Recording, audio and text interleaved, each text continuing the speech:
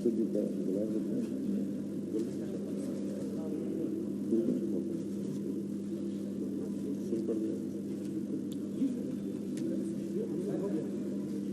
नए वर्ष के प्रथम सत्र के अवसर पर बिहार विधानमंडल के दोनों सदनों के एक साथ समावेत अधिवेशन में आप सभी की शुभकामनाएं देता हूं तथा राज्य के खुशहाली एवं बहुआयामी विकास की कामना करता हूं। इस सत्र में महत्वपूर्ण वित्तीय एवं विधायी कार्य संपन्न होने हैं। बिहार विधानमंडल के सभी सदस्यों से बिहार के विकास के लिए रचनात्मक भूमिका अदा करने की अपेक्षा करता हूं। आपके बहुमूल्य सुझाव एवं विमर्श से बिहार की प्रगति को बल मिलेगा। गुजरा हुआ साल 2020 वैश्विक महामारी कोविड-19 से आक्रांत रहा है और इसका प्रकोप अभी भी जारी है। पूरा देश और बिहार इससे काफी प्रभावित हुआ है। राज्य सरकार इस बीमारी की रोकथाम के लिए शुरू से सचेत रही है और लगातार इस पर काम कर रही है। राज्य सरकार ने केंद्र सरकार द्वारा जारी लॉकडाउन के दिशा निर्देशों का पूरी तरह से लागू किया है।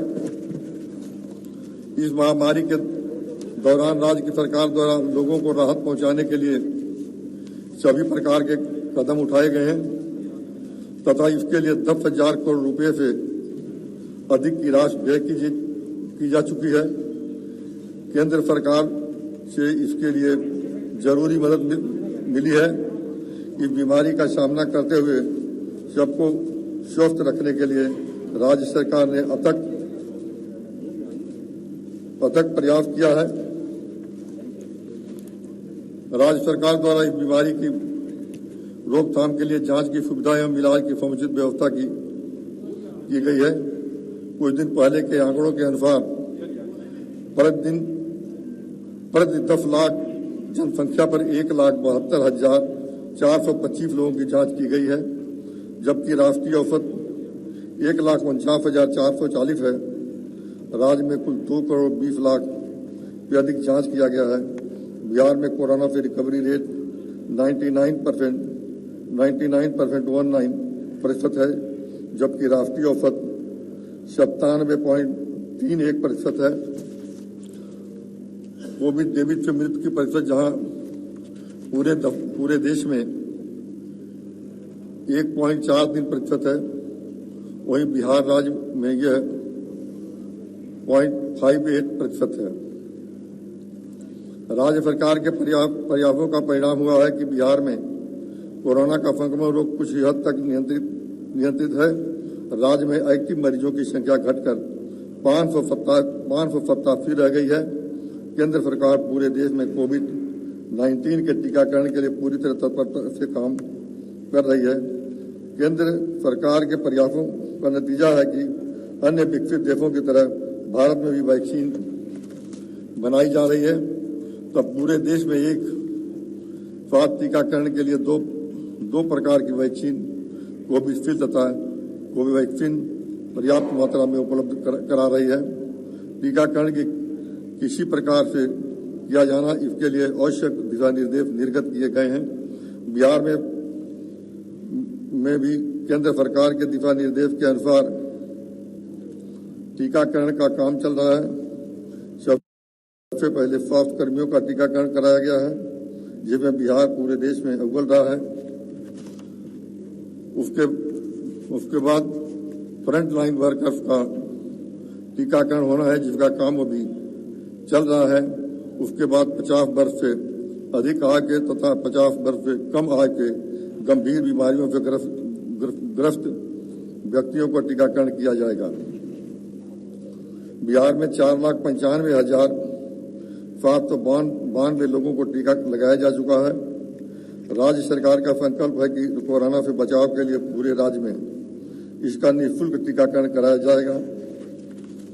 टीकाकरण आरंभ होने के यह मतलब कदापि नहीं है कि लोग सावधानी बरतना छोड़ दें। सभी लोगों को अभी भी पूरी तरह से सजग और सचेत रहना होगा और पूरे तौर पर सावधानी बरतनी होगी। राज्य सरकार की सर्वोच्च प्राथमिकता राज्यों में पारदर्शी और उत्तरदायी प्रशासन के माध्यम से विधि व्यवस्था सुदृढ़ कर कानून शासन स्थापित करना तथा लोगों को भयमुक्त समाज एवं विकास प्रदान करना। संगठित अपराध पर कड़ाई से अंकुश लगाया गया है। कानूनी प्रावधानों के अनुरूप अपराध नियंत्रण के ठोस व्यवस्था लागू है। पुलिस तंत्र का सुदृढ़ीकरण किया गया है ताकि वे दायित्वों का निर्वहन कुशलतापूर्वक कर सकें। यह सरकार के संकल्प का परिणाम है कि राज्य में सामाजिक सौहार्द एवं सांप्रदायिक सद्भाव का वातावरण कायम है। सरकार के द्वारा भ्रष्टाचार के विरुद्ध जीरो टॉलरेंस की नीति रही है। निगरानी अन्वेषण ब्यूरो द्वारा वर्ष 2020 में भ्रष्ट लोक सेवकों को टैप के माध्यम से रंगे हाथ पकड़ने के लिए 22 कांड, पद का दुरुपयोग संबंधित 4 कांड एवं प्रत्यानुपाती धनार्जन से संबंधित 6 कांड अर्थात कुल 32 कांडों में कार्रवाई की गई है। Prevention of money laundering act के अंतर्गत अपराध जनित अवैध परिसंपत्तियों की जब्ती के कुल 161 प्रस्ताव इकाई द्वारा प्रवर्तन निदेशालय को भेजे गए हैं, जिनमें से अब तक 28 अभियुक्तों की 45 करोड़ 81 लाख रुपए की अपराध जनित परिसंपत्तियां जब्त की जा चुकी हैं। प्रशासनिक एवं वित्तीय संरचनाओं को पारदर्शी बनाने के साथ साथ राज्य के नागरिकों को कानून अधिकार देकर सशक्त बनाने की नीति पर लगातार काम किया जा रहा है। बिहार लोक सेवा का अधिकार कानून को लागू कर नागरिकों को विभिन्न लोक सेवाएं एवं नियत समय सीमा के अंतर्गत उपलब्ध कराई जा रही है। बिहार लोक सेवाओं के अधिकार अधिनियम के तहत जाति, आय, आवासीय, ओबीसी प्रमाण पत्रों की सेवा को पूरी तरह से ऑनलाइन किया गया है, जिसके माध्यम से लोग बिना काउंटर पर गए आवेदन दायर कर सकते हैं तथा प्रमाण पत्र अपनी सुविधानुसार डाउनलोड कर सकते हैं। ग्राम पंचायत सरकारी भवनों में भी लोक सेवा हेतु काउंटर का स्थापित किए गए हैं, जिनसे ग्रामीणों को निःशुल्क सेवा उनके निकटतम स्थान में प्राप्त हो रही है। बिहार लोक शिकायत निवारण अधिकार अधिनियम को लागू कर लोगों को उनके परिवार पर सुनवाई के साथ साथ नियत समय सीमा इसके निवारण का भी कानून अधिकार दिया गया है। राज्य सरकार न्याय के साथ विकास का नजरिया रखते हुए सभी क्षेत्रों एवं सभी तबकों के उत्थान के लिए कृत संकल्पित है।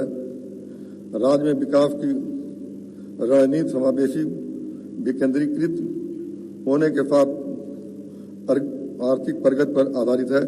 शिक्षा, स्वास्थ्य, आधारभूत संरचना, कृषि तथा वंचित वर्गों के विकास तथा कल्याण के लिए जो अनेक योजनाएं सफलतापूर्वक चल रही हैं, उनसे बहुत कुछ हासिल हुआ है और इन सभी की ओर से दृढ़ करते हुए क्रियान्वित किया जाता रहेगा। विकसित बिहार की परिकल्पना सरकार करने के लिए अब राज्य सरकार ने नए संकल्प लिए हैं। न्याय के साथ विकास के सिद्धांत के प्रति अपनी प्रतिबद्धता कायम रखते हुए बिहार के विकास के लिए राज्य सरकार ने सुशासन कार्यक्रम 2020 से 2025 के तहत 7 निश्चय 2 को संपूर्ण राज्य में लागू करने का निर्णय लिया है। वित्तीय वर्ष 2021-22 इससे संबंधित योजनाओं में क्रियान्वयन प्रारंभ कर दिया जाएगा। बिहार विधानसभा के सबसे युवा बहुल राज्य में से एक है। युवाओं के लिए बिहार स्टूडेंट क्रेडिट कार्ड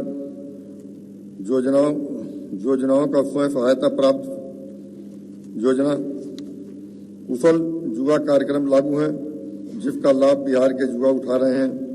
ये सभी कार्यक्रम आगे भी जारी रहेंगे। अब इसके साथ साथ युवाओं को और बेहतर तकनीक प्रशिक्षण की व्यवस्था की जाएगी, जिससे उन्हें रोजगार के बेहतर अवसर उपलब्ध हो सकेंगे। सरकार का पहला निश्चय जुगाफक्त बिहार की प्रगति के तहत राज्य के प्रत्येक ITI एवं पॉलिटेक्निक संस्थानों में प्रशिक्षण की गुणवत्ता बढ़ाने के लिए उच्च स्तरीय सेंटर ऑफ एक्सीलेंस बनाया जाएगा। वैसे जुआ जो ITI एवं पॉलिटेक्निक संस्थानों में नहीं पढ़ रहे हैं उनके लिए हर जिले में कम से कम एक मेगा स्किल सेंटर खोला जाएगा, जिसमें युवाओं को अल्पावधि का रोजगार मुखी प्रशिक्षण दिया जाएगा। इनके साथ प्रत्येक प्रमंडल में टूल रूम एवं ट्रेनिंग सेंटर स्थापित किया जाएगा। इन संस्थानों के प्रशिक्षण पाने के पश्चात युवाओं को रोजगार के बेहतर अवसर प्राप्त होंगे। राज्य में उद्यमिता संस्कृति विकास के लिए उद्यमिता बच्चों के कोर्स का करिकुलम का हिस्सा बनाया जाएगा। युवाओं के लिए न सिर्फ उच्च स्तर के प्रशिक्षण की व्यवस्था की जा रही है, बल्कि उनके नया उद्यम अथवा व्यवसाय लगाने के लिए परियोजना लागत का 50% अधिकतम 5 लाख रुपए तक का अनुदान दिया जाएगा तथा अधिकतम 5 लाख रुपए का ऋण मात्र 1% ब्याज पर दिया जाएगा। सरकार के प्रयासों से सरकार एवं गैर सरकारी क्षेत्रों में रोजगार के 20 लाख से ज्यादा नए अवसर सृजित किए गए जाएंगे। बिहार में चिकित्सा शिक्षा एवं अभियंत्रण शिक्षा को सुदृढ़ करने हेतु एक चिकित्सा विश्वविद्यालय एवं एक अभियंत्रण विश्वविद्यालय की स्थापना की जाएगी। साथ ही बिहार में खेल कूद को बढ़ावा देने हेतु एक अंतर्राष्ट्रीय क्रिकेट स्टेडियम एवं स्पोर्ट एकेडमी राजगीर के परिसर में एक खेल विश्वविद्यालय की स्थापना की जाएगी।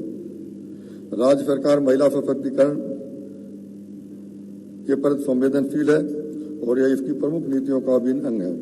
सर्वप्रथम पंचायती राज संस्थाओं एवं नगर निकायों प्राथमिक शिक्षकों की नियुक्ति में महिलाओं को 50% आरक्षण देकर महिला सशक्तिकरण की नींव रख दी गई है। जीविका परियोजनाओं के तहत स्वयं सहायता समूहों के गठन से महिलाओं में आत्मविश्वास बढ़ा है। राज्य में लगभग 10 लाख से अधिक स्वयं सहायता समूहों का गठन किया जा चुका है तथा 1 करोड़ 20 लाख से अधिक परिवार की महिलाओं इससे जुड़ गई हैं। साथ ही जीविका समूहों के माध्यम से अस्पतालों में भी मरीजों की पौष्टिक भोजन उपलब्ध कराने का निर्णय लिया गया है। राज्य की सभी सरकारी नौकरियों में महिलाओं को 35% आरक्षण दिया जा रहा है। सरकार के दूसरे निश्चय सशक्त महिला सक्षम महिला के तहत महिलाओं के उद्यमिता को बढ़ावा देने के लिए उनके द्वारा लगाए जा रहे उद्यम परियोजना की लागत 50% अधिकतम 5 लाख रुपए तक का अनुदान तथा अधिकतम 5 लाख रुपए तक का ब्याज मुक्त ऋण दिया जाएगा। अनुसूचित जाति जनजाति एवं पिछड़ी वर्ग के महिलाओं के लिए यह व्यवस्था पहले से ही थी। अब सभी महिलाओं के लिए यह व्यवस्था लागू की जाएगी। उच्चतर शिक्षा हेतु प्रेरित करने के लिए इंटर उत्तीर्ण होने पर अविवाहित छात्राओं को 25,000 रुपये तथा स्नातक उत्तीर्ण होने के छात्राओं को जो विवाहित हों अथवा अविवाहित को 50,000 रुपये की आर्थिक सहायता देने का निर्णय लिया गया है। क्षेत्रीय प्रशासन यथा थानों पर प्रखंडों अनुमंडल एवं जिला स्तरीय कार्यालयों में महिलाओं को अधिक संख्या में पदावनत कर उनकी भागीदारी बढ़ाई जाएगी। कृषि कार्यों में सिंचाई की महत्ता को देखते हुए सरकार के तीसरे निश्चय हर खेत तक सिंचाई का पानी के तहत हर संभव माध्यम से हर खेत तक सिंचाई का पानी उपलब्ध कराया जाएगा। ग्रामीण एवं शहरी क्षेत्रों में समाकेतिक विकास हेतु राज्य सरकार की कृत संकल्पित है। राज्य सरकार का प्रयास रहा है कि सभी लोगों के आवश्यक मूलभूत सुविधाएं उपलब्ध हो सके। हर घर में शौचालय निर्माण का काम लगभग पूरा कर दिया गया है। अधिकांश घरों में नल का जल दिया गया है और एक अधिकांश घरों तक पक्की नाली एवं गलियों बन चुकी हैं। बचे हुए शेष कार्यों को भी शीघ्र पूरा कर लिया जाएगा।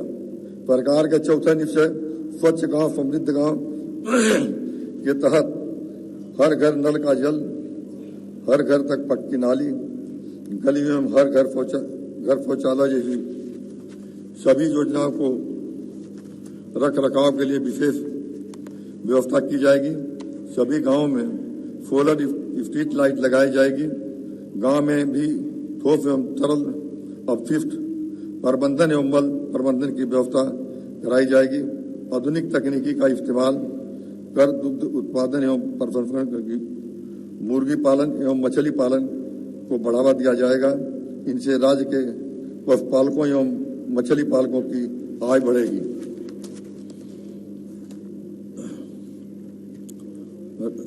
राज्य सरकार के शहरों को विकास के लिए भी पूरा प्रयास कर रही है।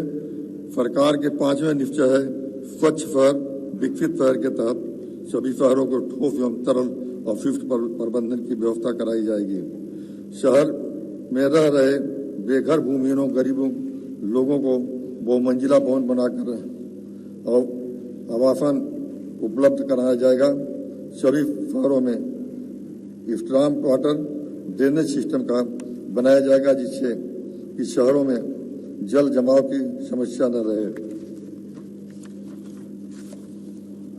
सभी शहरों में महत्वपूर्ण नदी घाटों पर विद्युत सौदागरी क्योंकि सहित मोक्ष धाम का निर्माण कराया जाएगा, जिससे लोगों को वहां पर दाह संस्कार जरूरी सुविधाएं मिल सकें।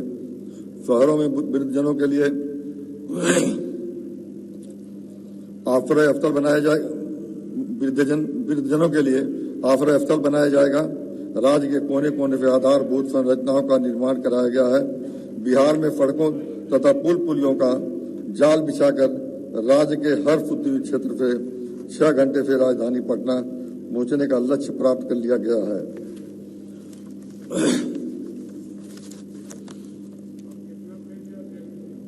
इस लक्ष्य को घटाकर 5 घंटे किया गया है और इसके लिए योजनाबद्ध ढंग से कार्य चल रहा है।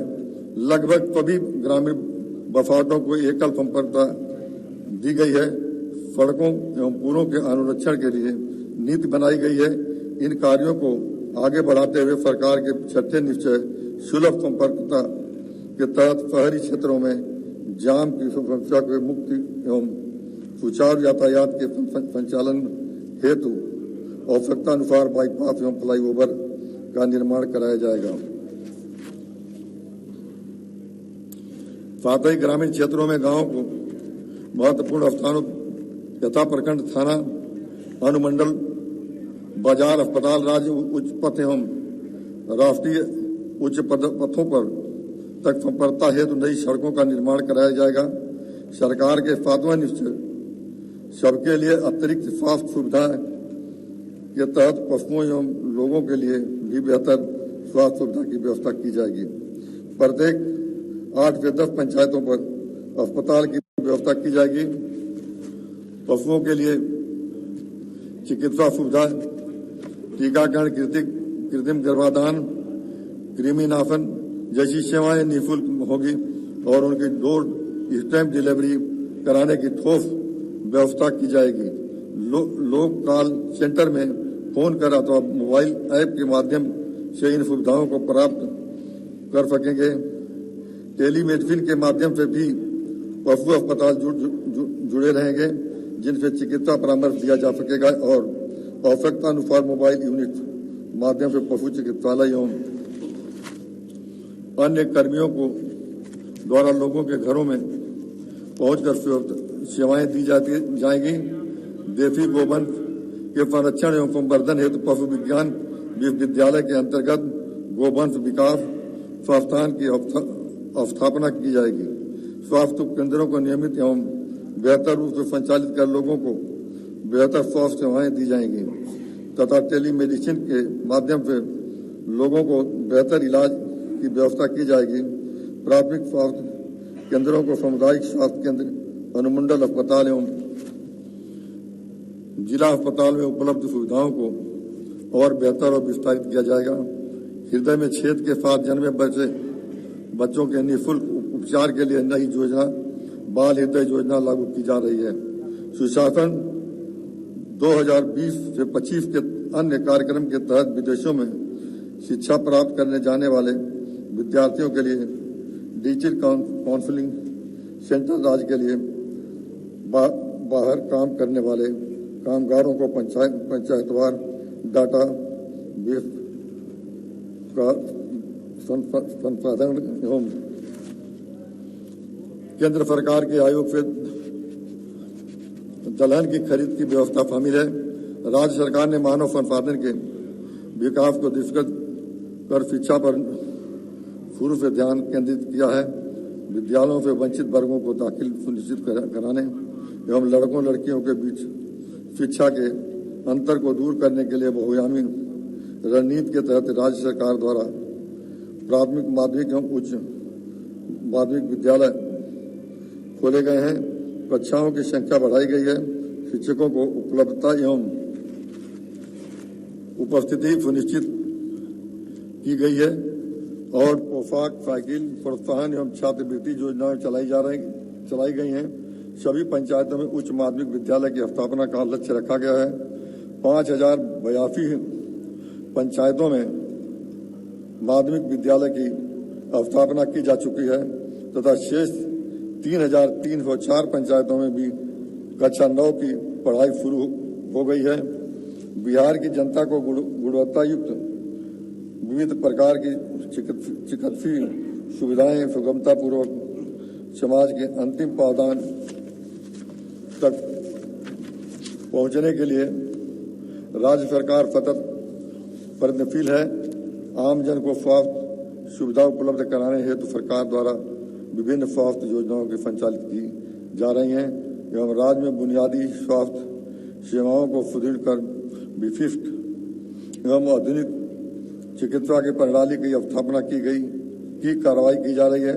पटना चिकित्सा महाविद्यालय एवं अस्पताल पटना राज्य का महत्वपूर्ण चिकित्सा संस्थान होने का एवं इसके गौरवशाली इतिहास को देखते हुए इसे विश्व स्तरीय अस्पताल के रूप में विकसित किया जा रहा है।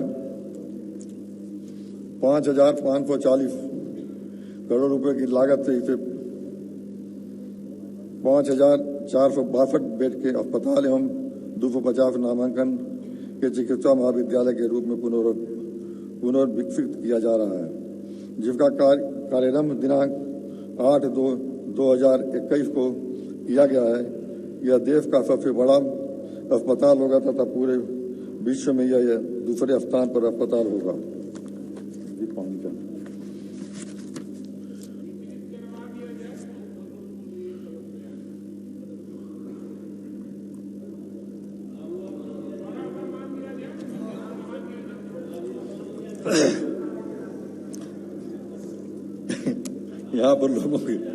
यहाँ पर लोगों के आवागमन की सुविधा के लिए इससे गंगा पथ एवं अशोक राजपथ के ऊपर बनने वाले एलिवेटेड पथ से जोड़ा जाएगा। इसके लिए अतिरिक्त पटना मेट्रो से भी इसको जोड़ा जा रहा है।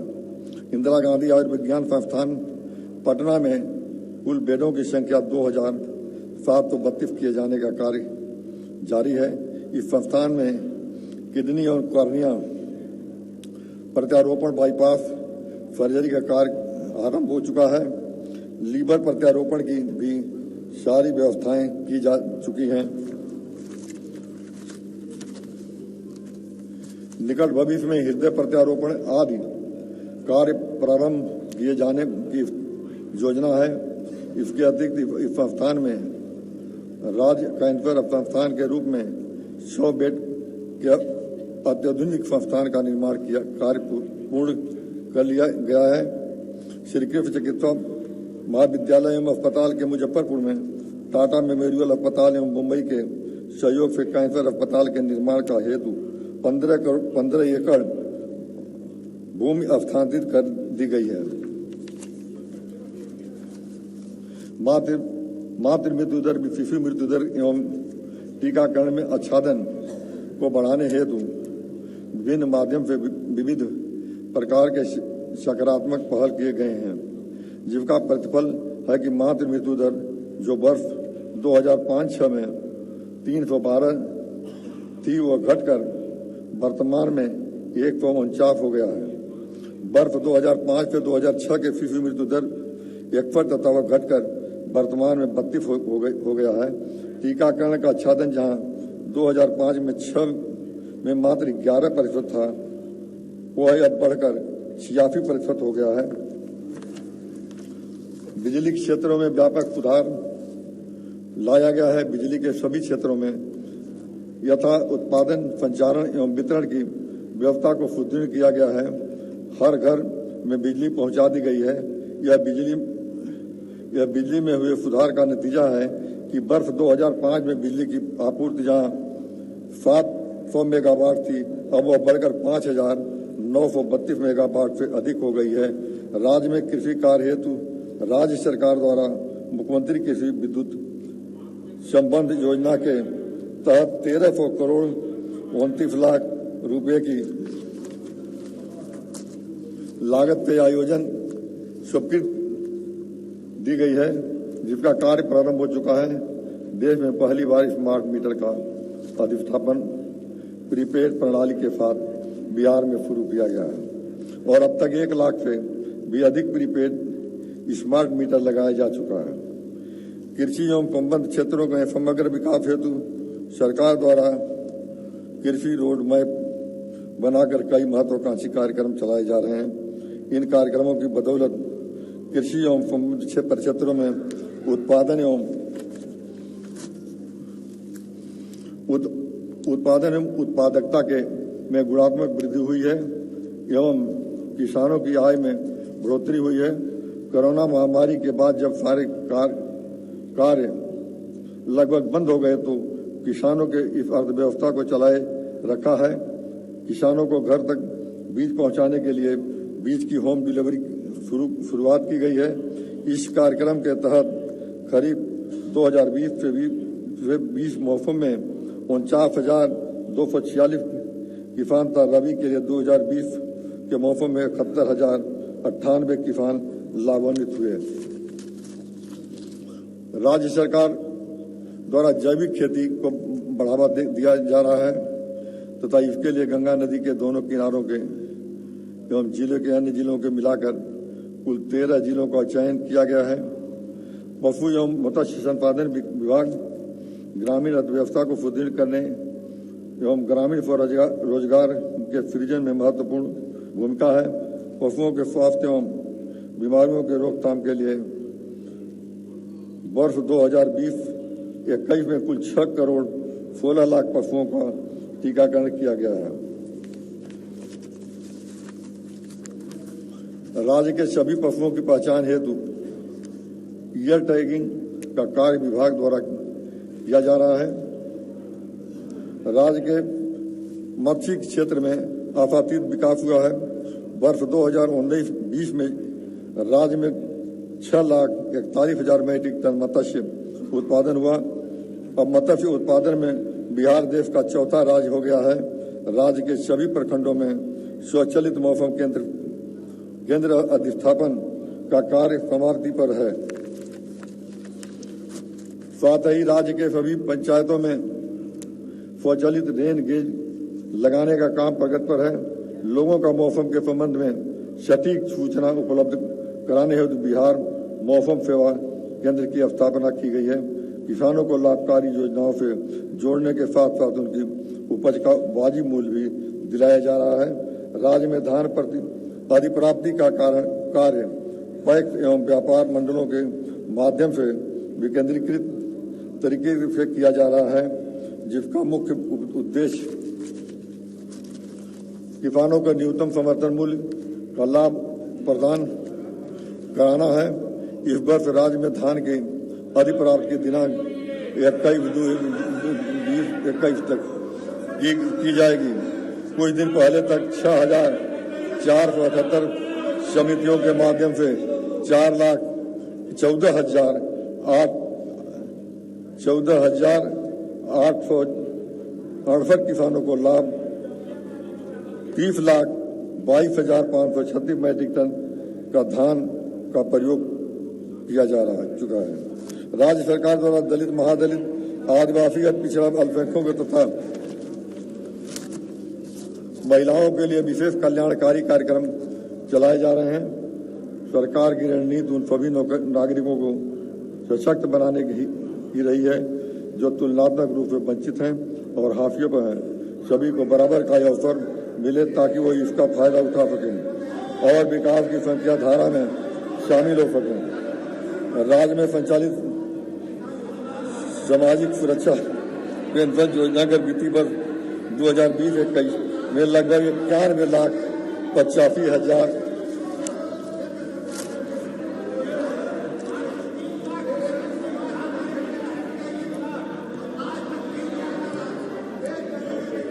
पेंशनधारियों को उनके बैंक खाते में पेंशन का भुगतान किया जा रहा है। राज्य में शहरीकरण के बढ़ाने के उद्देश्य से बिहार नगर पालिका अधिनियम 2007 के प्रावधानों को आलोक में 109 नई नगर पंचायतों एवं 8 नगर परिषदों में गठन में अतिरिक्त 32 पुरानी नगर पंचायतों को नगर परिषद में उत्क्रमित करने तथा 5 पुरानी नगर परिषदों को नगर निगम के उत्क्रमित करने का निर्णय लिया गया है।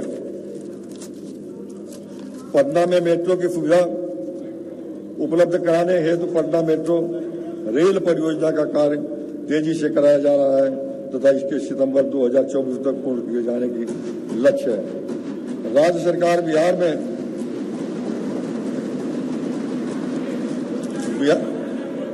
में उद्योगों के विकास के लिए तत्पर है।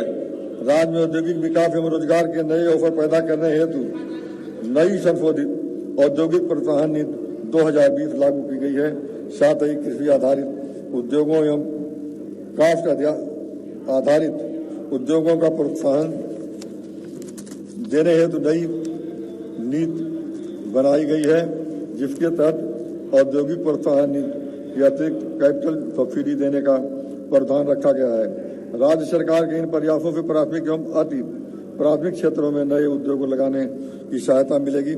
सरकार के इन प्रयासों से जहां एक ओर राज्य के आर्थिक विकास को बल मिलेगा, वहीं दूसरी ओर युवाओं के लिए भी रोजगार के अवसर सृजित होंगे। कोरोना वायरस के चलते राष्ट्रव्यापी लॉकडाउन के कारण अन्य राज्यों में बड़ी संख्या में इच्छुक बिहारी श्रमिक बिहार वापस लौटे। अन्य राज्यों के वापस आए मजदूरों की स्किल मैपिंग की गई तथा इच्छुक लोगों को राज्य में ही रोजगार के अवसर उपलब्ध कराने के लिए अनेक कदम उठाए गए हैं। जिला औद्योगिक नव परिवर्तन योजना के अंतर्गत सभी जिलों में विभिन्न गतिविधियों पर प्रारंभ की गई है। कई उत्पादों को बिहार और देश के बाहर भी निर्यात किया जा रहा है। इसके अतिरिक्त बिहार सरकार के लोक उपक्रमों की मदद से प्रत्येक जिले में औद्योगिक क्लस्टर का विकास किया जा रहा है। इन प्रयासों के उत्साहवर्धक परिणाम सामने आ रहे हैं। परिवहन विभाग के अंतर्गत आने वाले सभी सेवाओं को ऑनलाइन एवं करते हुए अब वाहन के निबंधन कार्ड एवं चालक अनुज्ञप्ति कार्ड वाहन के क्रेता को स्पीड पोस्ट द्वारा उनके आवासीय पते पर प्रेषित किया जा रहा है। मुख्यमंत्री ग्राम परिवहन योजना के अंतर्गत अब प्रत्येक पंचायत के 4 अनुसूचित जात जनजात को तथा 3 अति पिछड़े वर्ग के अर्थात कुल 7 लाभुकों को वाहन की खरीद का 50% अधिकतम 1 लाख रुपए का अनुदान के रूप में भुगतान किया जा रहा है। पटना में बढ़ते प्रदूषण को देखते हुए राज्य में 25 इलेक्ट्रिक बसों का संचालन प्रारंभ किया जा रहा है। इस वर्ष बिहार में पंचायत चुनाव शीघ्र ही होने वाले हैं। राज्य के सभी 38 जिलों में मुख्यालय में जिला पंचायत प्रशिक्षण केंद्र स्थापना की स्वीकृति प्रदान की गई है। इस व्यवस्था से त्रिस्तरीय पंचायत के चुने हुए प्रतिनिधियों को प्रशिक्षण की सतत व्यवस्था सुनिश्चित हो पाएगी। गत वर्ष बाढ़ प्रभावित परिवार को प्रति परिवार 6,000 रुपये की दर से कुल 22,58,626 परिवारों को कुल 1,365 करोड़ रुपए की राशि अंतरित की गई है। बाढ़ से क्षतिग्रस्त फसलों हेतु कृषि इनपुट अनुदान के अंतर्गत कृषि विभाग को 945 करोड़ 92 लाख रुपए का आवंटित किए गए हैं। बिहार राज्य में बड़ी संख्या में प्रवासी पक्षी आते हैं। इन प्रवासी पक्षियों के संरक्षण के प्रति जागरूकता का बढ़ाने एवं इनकी निगरानी करने के लिए बॉम्बे नेचुरल हिस्ट्री सोसाइटी के साथ समझौता ज्ञापन हस्ताक्षरित करते हुए भागलपुर में बिहार का पहला बर्ड रिंगिंग मॉनिटरिंग स्टेशन की स्थापना की गई है। प्रवासी पक्षियों में अन्य पक्षियों के संरक्षण के प्रति जागरूकता बढ़ाने के उद्देश्य से बिहार का प्रथम राष्ट्रीय पक्षी महोत्सव कलरव दिनांक 15 से 17 जनवरी 2021 को जमुई जिले के नागी पक्षी अभयारण्य में आयोजित किया गया। इससे बड़ी संख्या में स्थानीय नागरिकों ने भाग लिया तथा देश के विभिन्न हिस्सों में पक्षी विशेषज्ञों ने पक्षियों के संबंध में जानकारी उपलब्ध कराई गई। साथ ही यह पक्षी सचेतना केंद्र का शुभारंभ भी कराया गया। राज्य सरकार पर्यावरण के संरक्षण के लिए पूरी तरह विकृत संकल्पित पर्यावरण के संरक्षण के लिए जल जीवन हरियाली अभियान के कार्यक्रम को पूरी तरह से लागू किया जा रहा है। इस पर मिशन मोड में काम हो रहा है। पर्यावरण संरक्षण के प्रति जनमानस में जागरूकता लाने के उद्देश्य से प्रत्येक माह के प्रथम मंगलवार को जल जीवन हरियाली दिवस का आयोजन किया जा रहा है। इस अभियान अंतर्गत अद्यतन अतिक्रमित जल संचरण संरचनाओं में से 15,733 संरचनाओं को अतिक्रमण मुक्त कराया गया है। 7,132 तालाबों एवं पोखरों को 5,574 सार्वजनिक आहारों को 23,000 सार्वजनिक पाइनों को 11,544 शहरी